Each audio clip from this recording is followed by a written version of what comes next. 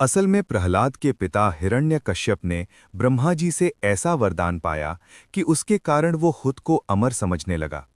हिरण्यकश्यप ने ब्रह्मदेव से मांगा कि न उसे कोई मानव मार सके और न ही कोई पशु, न रात और न ही दिन में उसकी मृत्यु हो।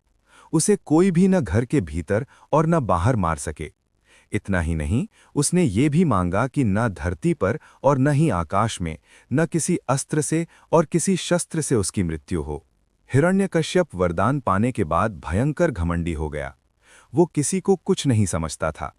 वो इस कदर अहंकार में डूब गया कि खुद को ही भगवान मानने लगा।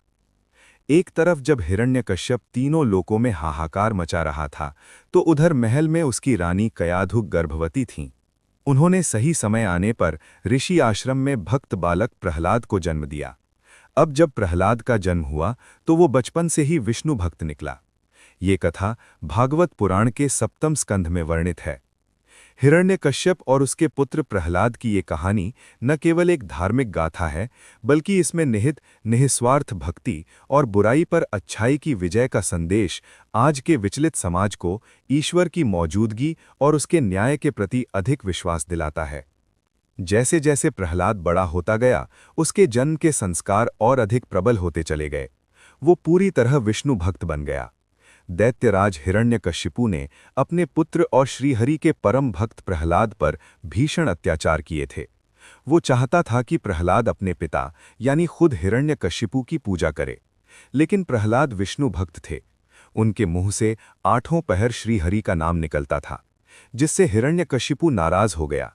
उसने अपने बेटे प्रहलाद को हाथी के पैरों के नीचे कुचलवाने की कोशिश की। उसे जहर दिया, सर्पों से भरे तहखाने में बंद कर दिया, ऊंचाई से फिंकवा दिया, जंजीरों में बांधकर पानी में डुबा दिया, लेकिन प्रहलाद हर बार बच गए।